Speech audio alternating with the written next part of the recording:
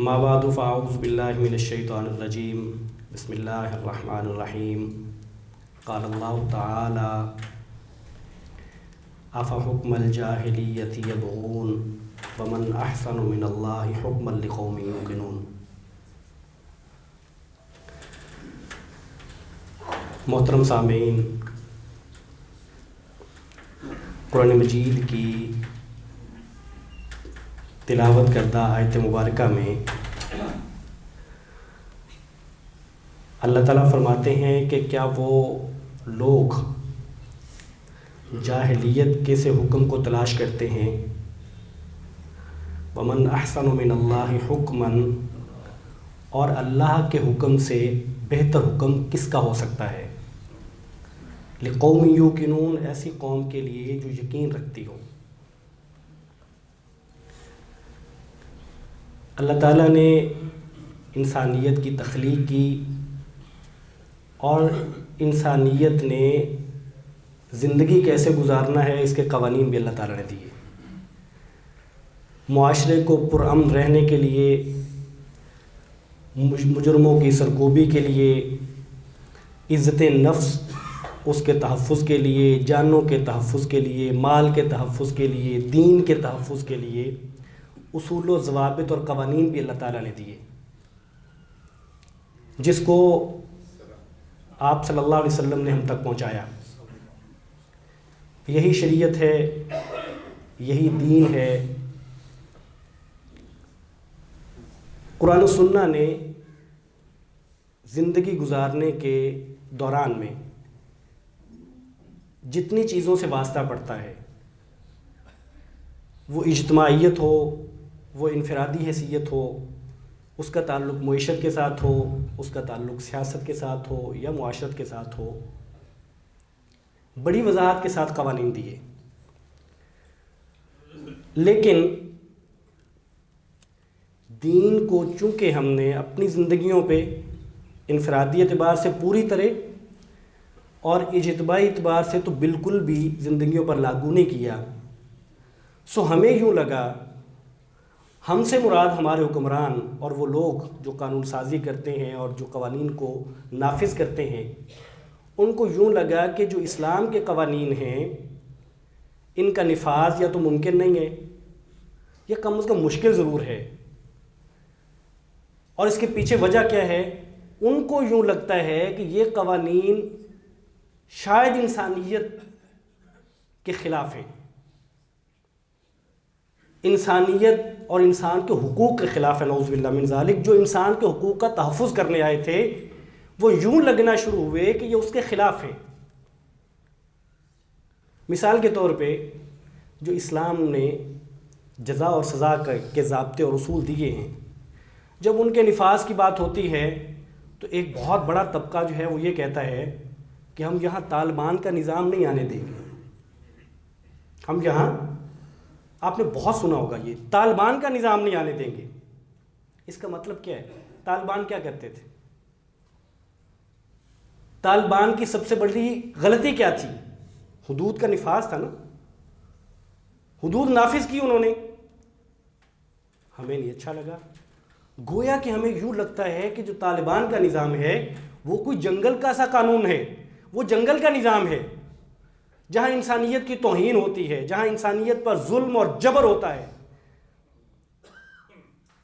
ہم یہ کہہ کے اسلام کے پورا جو حدود کا نظام ہے اسے جان چھڑا لیتے ہیں، اور جب مجرم بے باک ہو جاتا ہے اور جرائم بڑھنا شروع ہوتے ہیں پھر ہم بیٹھ جاتے ہیں۔ جب ہم دیکھتے ہیں کہ چھوٹے چھوٹے بچے، معصوم کلیاں اور خواتین کے ساتھ بالجبر زنا ہوتا ہے، انہیں گلا دبا کے مار دیا جاتا ہے، زیادتیاں ہوتی ہیں، پھر ہم سر پکڑ کے بیٹھ جاتے ہیں، کیا کریں؟ اور مشکل پھر یہ ہے کہ وہ اسلام کا نظام جس کو ہم اسلام کا نظام کہہ کے رد نہیں کرتے، طالبان کا نظام کہہ کے رد کرتے ہیں، وہ تو ہم لانے سے رہے، وہ تو ہم لاتے نہیں ہیں، اور اس کی کئی وجوہات ہیں۔ پھر ہم بیٹھ کے ہماری اختراع، پھر ذہن جڑتے ہیں، ذہنوں میں چیزیں آتی ہیں، کیسے روکے جائیں جرائم، پھر ہم بیٹھ کے ہم قانون سازی کرتے ہیں، اور جو قانون سازی کرتے ہیں ان قوانین میں سے جن پر قانون سازی کی گئی ماضی میں اور جن پر حال پہ کی گئی وہ پھر ہمارے سامنے ہے۔ اب یہ جو ہمارے یہاں زیادتی کے بڑھتے ہوئے کیسز ہیں اور ان پر جو قانون بنا ہے، جو ابھی تک قانون باقاعدہ ابھی پارلیمنٹ نے اس کو منظور نہیں کیا لیکن کابینہ نے اس کو پاس کر دیا۔ قانون یہ ہے کہ اگر کوئی شخص بالجبر زیادتی کرتا ہے تو اس کی جنسی صلاحیت ختم کر دی جائے۔ اب یہ قانون ہے، بنایا کس نے ہے؟ یہ امہ کے حکمران ہیں، یہ پاکستان جیسے اسلامی ملک کے حکمران ہیں، انہوں نے بنایا ہے، جبکہ اسی جرم پر بڑی وضاحت کے ساتھ اسلام کا دیا ہوا قانون موجود ہے جس کا میں ذکر کرتا ہوں۔ اس قانون کو نہیں لیا، معلوم نہیں کیوں نہیں لیا۔ یا تو ہمیں یوں لگتا ہوگا کہ جو الہی قانون ہے، جو اللہ تعالیٰ نے دیا ہے، جو خالق نے دیا ہے، جو دانائی بخشنے والے دنا نے دیا ہے، اس کی دانائی پہ کوئی شک ہے۔ کیا یوں لگتا ہے کہ اس قانون کو نافذ کرنے سے یہ جرائم رکیں گے نہیں، تھمیں گے نہیں، اور جو ہم نے بنایا ہے اس سے تھم جائیں گے؟ یا یوں ہو سکتا ہے کہ ہم یہ سمجھتے ہوں کہ قانون تو وہی ٹھیک تھا لیکن ہمارے معاشی مفادات جو ممالک کے ساتھ جڑے ہوئے ہیں وہ ان کو نقصان پہنچتا ہے، سو ہم وہ قانون نافذ نہیں کرتے، وجہ جو بھی ہے۔ میں چند باتیں اس حوالے سے آپ کے سامنے رکھتا ہوں۔ قرآن مجید میں اللہ تعالیٰ فرماتے ہیں ان الحکم الا للہ، حکم صرف اللہ کا ہے، قانون صرف اللہ کا ہے، قانون سازی کا حق اور اختیار اللہ کو ہے۔ اور قرآن مجید کی وہ تمام مختلف جگہوں پہ جو آیات ہیں وَمَن لَّمْ يَحْكُم بِمَا أَنزَلَ اللَّهُ فَأُولَٰئِكَ هُمُ الْكَافِرُونَ فَأُولَٰئِكَ هُمُ الظَّالِمُونَ فَأُولَٰئِكَ هُمُ الْفَاسِقُونَ۔ جو لوگ اللہ کے قانون کے دیے ہوئے کے علاوہ فیصلے کرتے ہیں، قانون سازی کرتے ہیں، یہی لوگ تو کافر ہیں، یہی لوگ تو ظالم ہیں، یہی لوگ تو فاسق ہیں۔ اور ابن عباس رضی اللہ تعالیٰ عنہ اس آیت مبارکہ کی تفسیر میں فرماتے ہیں کہ جو اللہ کا قانون ہے اور جو اللہ کا حکم ہے، اگر تو کوئی شخص، کہتے ہیں اس کے دو پہلو ہیں، ایک پہلو یہ ہے کہ کوئی شخص عقیدہ یہ رکھے کہ میں یہ مانتا ہی نہیں ہوں، اللہ کے حکم کو وہ مانے ہی نہ، انکار ہی کر دے، تو وہ کافر ہو جاتا ہے، وہ اسلام سے اور ملت سے خارج ہو جاتا ہے۔ اور وہ شخص جو عقیدہ یہ رکھے کہ نہیں اللہ کے قانون ہی اصل ہیں، وہی حق ہیں، ان کا اقرار کرتا ہے، ان کو مؤثر مانتا ہے، لیکن غلطی سے کوئی اور قانون نافذ کر دیتا ہے، تو اگر وہ اس غلطی پر ملامت بھی کرتا ہو اور اس غلطی کو غلطی بھی جانتا ہو اور اپنے نفس کو ملامت بھی کرتا ہو، تو فرمایا یہ کفر دونا کفر ہے، یہ کبیرہ گناہ ہے، اس سے انسان ملت سے خارج نہیں ہوتا۔ لیکن اگر کوئی شخص یہ عقیدہ رکھے کہ اللہ کے قوانین وہ حق نہیں ہیں، یا اللہ کے قوانین مؤثر نہیں ہیں، یا اللہ کے قوانین سے زیادہ اچھے قوانین بنائے جا سکتے ہیں یا بنا لیے گئے ہیں، تو وہ شخص ملت سے خارج ہو جاتا ہے۔ اور وہ جو قرآن مجید میں ہے نا کہ اتخذوا احبارهم ورهبانهم اربابا من دون اللہ، جو رہبان ہیں اور احبار ہیں وہ صرف لوگ نہیں ہوتے، وہ صرف علماء نہیں ہوتے، مذہبی پیشوا نہیں ہوتے، وہ پارلیمنٹ بھی ہو سکتی ہے اور ہوتی ہے۔ جب کسی ریاست کی پارلیمنٹ یا کسی ریاست کا کوئی قانون ساز ادارہ یا اس کی کوئی کابینہ اللہ کے مقابلے میں قانون سازی کر لے تو یہی تو رب بنانا ہے۔ رب بنانا کیا ہے؟ یہی ہے نا کہ کسی کے حلال کو حلال جانے، کسی کے حرام کیے ہوئے کو حرام قرار دے دے اللہ کے مقابلے میں۔ اور اگر اللہ اور اس کے رسول صلی اللہ علیہ وسلم ایک چیز کو حلال قرار دیں اور اس کو حرام قرار دے دے کوئی شخص یا کوئی ادارہ، اور اللہ اور اس کے رسول اس کو حرام قرار دیں اور وہ حلال قرار دے دے، یہی تو رب بنانا ہے۔ رب بنانا کیا ہے؟ اسلام نے جرائم کے پہلو سے جو ضابطے اور قوانین دیے ہیں وہ 3 طرح کے ہیں۔ ایک وہ ہیں جن کو ہم حدود کہتے ہیں، اور حد اس کو کہتے ہیں جس کی سزا متعین کر دی گئی ہو، اس میں کوئی رد و بدل نہ ہو سکتا ہو، اور اس سزا پر اللہ کا حق بندے کے حق پر غالب ہو۔ کوئی اتھارٹی، نہ حکومت، نہ عدالت، نہ توبہ، اور نہ جس کا حق مارا گیا ہے وہ شخص اس کو معاف کرنے کا اختیار رکھتا ہو۔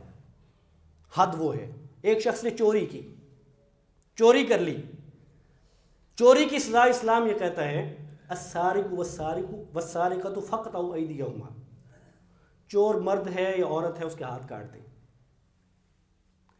اب ایک شخص نے چوری کی، اسلام کہتا ہے اس کا ہاتھ کاٹ دو۔ عدالت اس پہ فیصلہ یہ نہیں دے سکتی کہ نہیں اس کی سزا میں کمی کر دیتی ہوں، میرے پاس اختیار ہے، چونکہ میں جج ہوں تو اس میں رد و بدل کر دوں، نہیں کر سکتا۔ حکومت کو اختیار نہیں ہے صدر کو کہ وہ پروانہ جاری کرے معافی کا، نہیں کر سکتا۔ جس کی چوری ہوئی اس کو اختیار حاصل نہیں ہے وہ کہے کہ میں نے اس کو معاف کر دیا، اس کا ہاتھ نہ کاٹیں۔ یہ حد اللہ کا اختیار ہے، اس میں تبدیلی نہیں ہے، اور اس پر اللہ کا حق غالب ہے۔ حدود ہیں، چوری ہے، زنا ہے، ڈکیتی رازنی ہے، تہمت لگانا ہے، اور بعض فقہا نے اسی طرح ارتداد، مرتد ہو جانا اس کو، اور شراب پینے کو، یہ سارے اس حدود میں شامل کیا، تو اس میں کوئی تبدیلی نہیں کر سکتا۔ پھر اس طرح جنایات ہیں جیسے قصاص وغیرہ ہے، دیت کے معاملات ہیں، تو اس میں بندے کا حق غالب ہے اللہ کے مقابلے میں۔ یعنی اگر ایک شخص کا کوئی شخص قتل ہوا تو اس کے ورثاء وہ چاہیں تو اس کو معاف کر سکتے ہیں، وہ اس سے دیت لے لیں اور معاف کر دیں، وہ چاہے تو قصاص پہ راضی ہوں، چاہے تو دیت پہ راضی ہو جائیں۔ اور ایک ہے تعزیر۔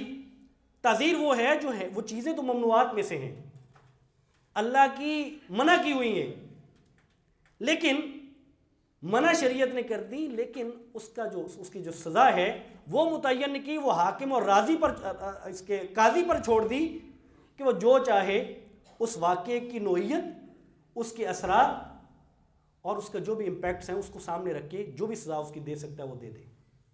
تعزیری سزا قاضی کی ثوابدید پر ہے۔ اب یہ جو سزا ہے، یہ جو ہمارے ہاں یہ جو متعین کی جا رہی ہے کہ ایک شخص اگر زنا کرتا ہے، زیادتی کرتا ہے اور وہ قتل بھی کر دیتا ہے، تو دونوں کی سزا الگ الگ موجود ہے۔ زیادتی کی سزا موجود ہے کہ اس کو 100 کوڑے لگائے جائیں اگر وہ شخص شادی شدہ نہیں ہے، اور اگر شادی شدہ ہے تو اس کو رجم کر دیا جائے، اور یہ اس صورت میں ہے جب وہ بالرضا ہو۔ ہم نے بالرضا کی تو ابھی بات ہی نہیں کی، ریاست بالرضا پہ تو بات نہیں کر رہی اس قانون میں، وہ تو بالجبر پہ بات کر رہی ہے، جو زبردستی ہو۔ اگر فریقین راضی ہیں تو ہمیں اس پہ کوئی اتنی پریشانی ہے نہیں، ہم تو بالجبر کی بات کر رہے ہیں۔ جنسی صلاحیت سے محروم کر دیا جائے، اسلام کہتا نہیں۔ اگر یہ شادی شدہ ہے، اس کے پاس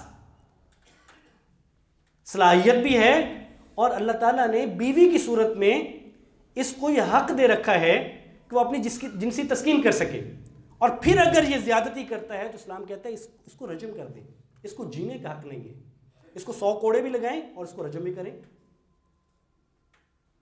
اس کے مقابلے میں آپ یہ قانون بناتے نہیں، جنسی صلاحیت سے محروم کر دیں، آپ کو کیا حق حاصل ہے؟ دعویٰ یہ ہے کہ یہ اسلامی ریاست ہے، دعویٰ یہ ہے کہ قانون سازی جو ہوتی ہے وہ 73 کے آئین کی چھتری تلے ہوتی ہے، اوپر اسلامی آئین موجود ہے۔ دعویٰ یہ ہے کہ اسلامی نظریاتی کونسل موجود ہے جو اسلام سے متعلقہ قانون سازی ہے، اور جس پہ شک گزرے ہم نظریاتی کونسل کو بھیجتے ہیں، اور وہ اس پر اپنی سفارشات دیتی ہے، اور پھر ہم ان سفارشات کی روشنی میں قانون سازی کرتے ہیں۔ اگر یہ ساری چیزیں ایسے ہیں تو یہ قانون سازی کیسے ہو سکتی ہے؟ یہ تو بالکل بھی نہیں ہو سکتی۔ یہ تو کھلم کھلا اللہ کے قوانین کی نعوذ باللہ من ذالک دھجیاں اڑانا ہے۔ اس لیے اسلام کا قانون اس میں یہ نہیں ہے۔ اسلام کا قانون کیا ہے؟ وہ یہ ہے کہ اگر زیادتی کرنے والا اگر وہ شادی شدہ نہیں ہے تو اس کو 100 کوڑے لگائیں، اگر وہ شادی شدہ ہے تو اس کو رجم کر دیں، اور اگر وہ زیادتی کرتا ہے، جس طرح کے واقعات ہمارے ہیں، دہشت پھیلاتا ہے، تو پھر اس کو حرابہ کی سزا دی جائے گی، جس پہ میں 1-2 جمعے مختلف اوقات میں پڑھا چکا ہوں۔ پھر حرابہ کی سزا اس کے لیے ہوگی۔ اس سزا کے اوپر آپ تعزیراً زیادہ کر سکتے ہیں، اس کو بدل نہیں سکتے۔ یہ کسی شخص کو کیسے حق حاصل ہے؟ آپ دنیاوی معاملات میں، جو خالص دنیاوی معاملات ہیں، آپ جو مرضی قانون سازی کریں، آپ جو مرضی فیصلے لیں، لیکن اسلام کے بارے میں آپ صلی اللہ علیہ وسلم، آپ نے سنا ہوگا، آپ کو یاد ہوگا کہ آپ صلی اللہ علیہ وسلم ایک بازار سے گزرے تو کھجوریں جو کوالٹی میں اچھی نہیں تھیں پڑی ہوئی دیکھی تو فرمایا کہ یہ ان کھجوروں کا کیا حال ہے؟ تو لوگوں نے بتایا کہ یا رسول اللہ، یہ آپ نے ہمیں مشورہ دیا تھا۔ ہوا یوں کہ ایک حدیث میں آتا ہے کہ آپ صلی اللہ علیہ وسلم ایک باغ سے گزرے تو لوگ پیوند کاری کر رہے تھے کھجوروں کی، مذکر کو مؤنث سے اس کی پیوند کاری کر رہے تھے۔ تو آپ صلی اللہ علیہ وسلم نے پوچھا کہ یہ کیا کر رہے ہیں؟ تو انہوں نے کہا جی ہم یہ کام کر رہے ہیں، پیوند کاری۔ تو آپ نے فرمایا یہ اس میں تو کوئی فائدے کی چیز نظر نہیں آتی، اس کو چھوڑ دو، اس میں کیا فائدے کی بات ہے؟ انہوں نے چھوڑ دی، اور جب پھل آیا تو پھل کم نکلا اور کمزور نکلا، اور آپ صلی اللہ علیہ وسلم کو جب اطلاع دی گئی تو آپ نے کیا فرمایا؟ آپ نے فرمایا کہ جب میں تمہیں دین کے بارے میں کہوں تو اس کو لازم پکڑو، اور جب میں اپنی رائے دوں، اپنی ذاتی رائے دوں، تو اس میں تمہیں اختیار حاصل ہے، جو تم بہتر سمجھتے ہو وہ کر لو، ضروری نہیں ہے کہ میری رائے کو اختیار کرو۔ اور آپ صلی اللہ علیہ وسلم نے یہ بھی فرمایا کہ انتم اعلم بامر دنیاکم، دنیاوی معاملات میں تم مجھ سے بہتر جانتے ہو، تمہیں پتہ ہے پیوند کاری کیسے کرنی۔ میں باغبانی نہیں کرتا، مجھے نہیں معلوم، اگر مجھ سے غلطی ہو گئی، میری رائے تھی وہ درست ثابت نہیں ہوئی، چونکہ تم باغبانی کرتے ہو، تمہاری رائے درست ہے، تم اس پہ عمل کر لو، لیکن دین کے معاملے میں نہیں۔ دین کے معاملے میں دین جو میں بتاؤں گا وہ تمہارے لیے لازم ہوگا، اس پہ تم انحراف اس سے نہیں کرو گے۔ تو اس سے کیا معلوم ہوتا ہے؟ اس سے معلوم یہ ہوتا ہے، ایک تو یہ معلوم ہوتا ہے کہ جو ہمارے دنیاوی معاملات ہیں اس پہ آپ لیں فیصلے، لیکن جہاں اسلام نے حد بندی کر دی ہے، جہاں اسلام کی حدود ہیں، وہاں فیصلے نہیں لے سکتے، نہ ایک بندہ لے سکتا ہے، نہ اجتماعی دانش اس پہ فیصلہ سازی کر سکتی ہے۔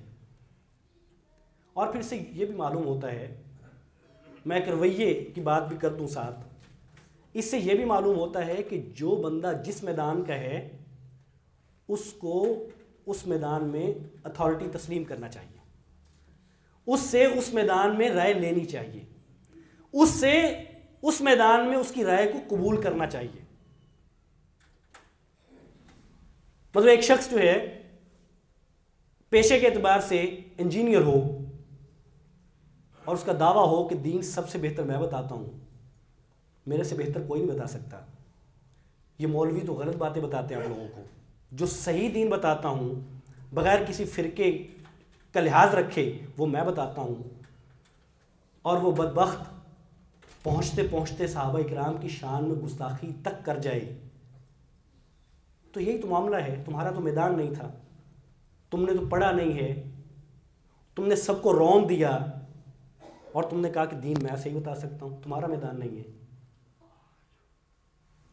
پھر اگر کوئی بیماری ہے، اگر کوئی وائرس ہے، تو اس میں اتھارٹی مولوی صاحب تو نہیں ہے کہ مولوی صاحب بتائیں کہ یہ سازش ہے کرونا کی حقیقت ہے۔ مولوی صاحب کو کیا معلوم کہ یہ کرونا حقیقت ہے کہ سازش ہے؟ ایک دیندار آدمی جس کا یہ میدان نہیں ہے وہ کیسے بتائے؟ یہ تو ڈاکٹرز بتائیں گے، اس میدان کے لوگ بتائیں گے کہ کیا یہ واقعتاً بیماری ہے کہ نہیں ہے.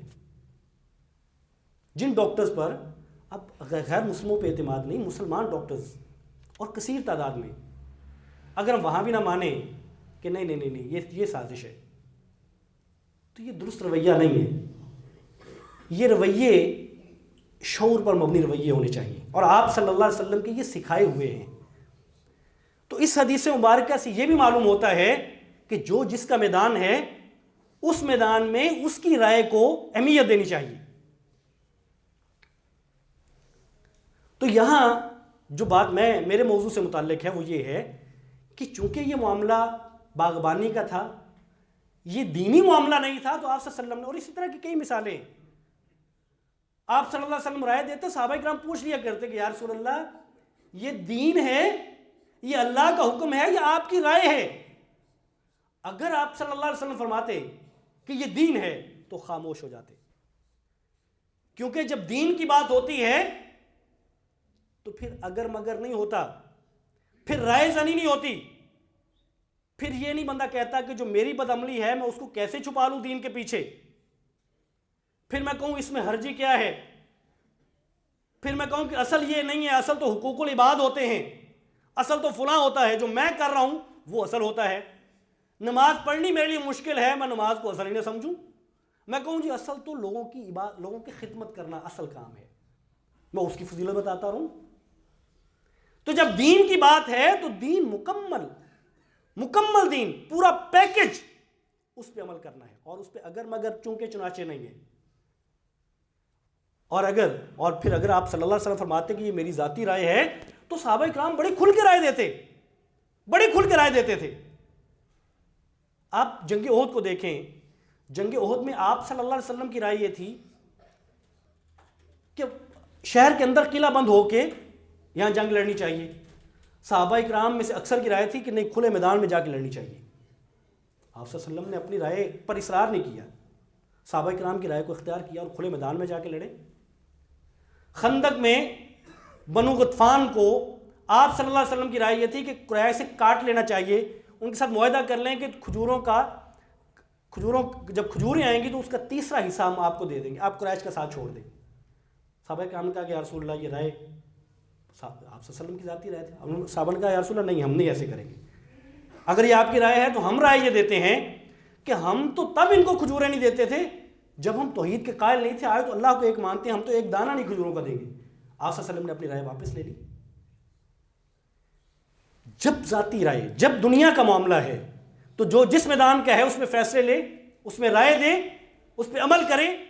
لیکن جب دین کا معاملہ ہے تو ایک ملک اور ایک ریاست کی پارلیمنٹ کیا، پوری دنیا کی اجتماعیت، پوری دنیا کی دانش مل کے بھی اللہ کے ایک قانون کو تبدیل نہیں کر سکتی،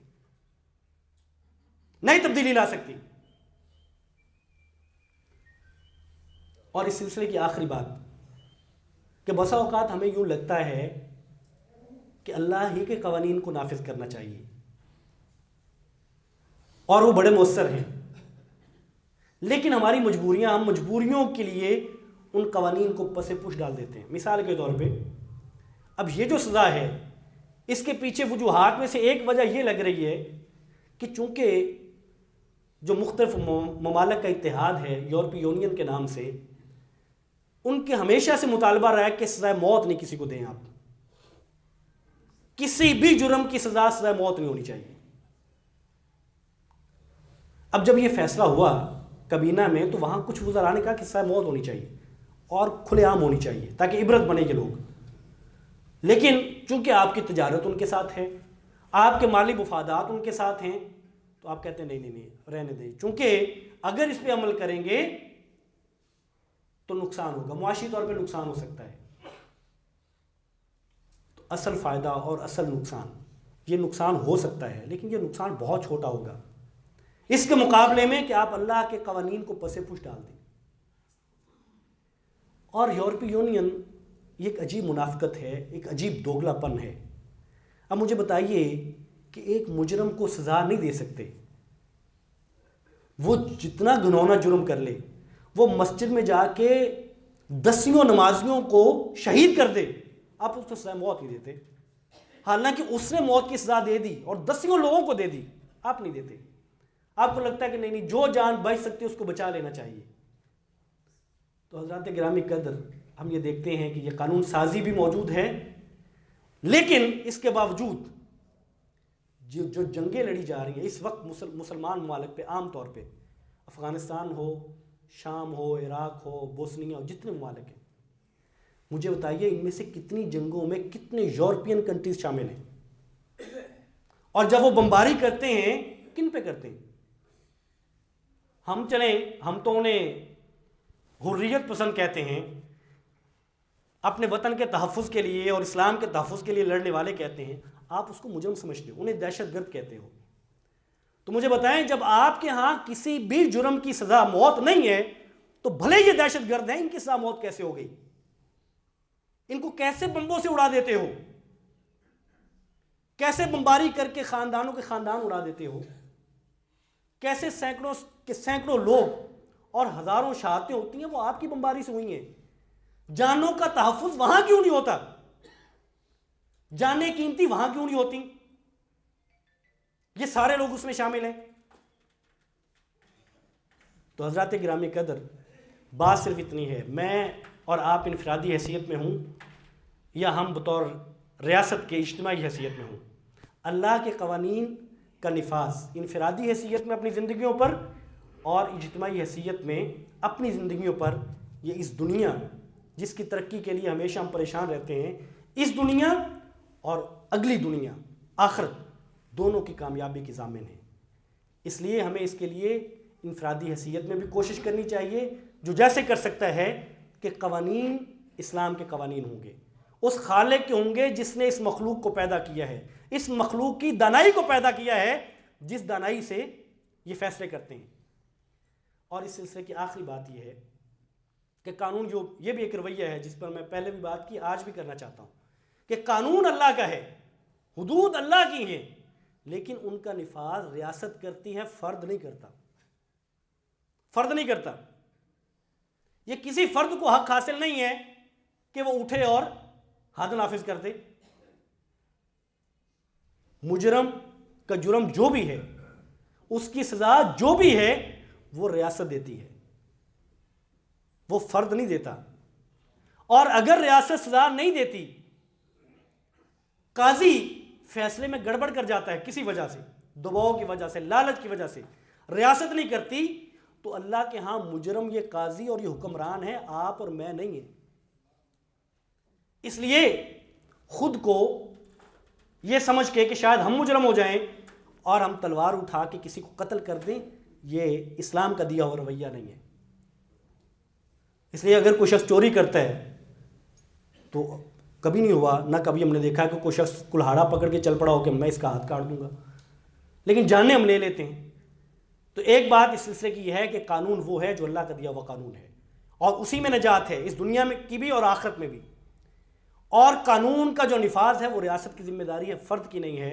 اللہ تعالیٰ مجھے اور آپ کو اسلام کو سمجھ کے اس پر عمل کرنے کی توفیق عطا فرمائے. وآخر دعوانا الحمدللہ رب العالمین.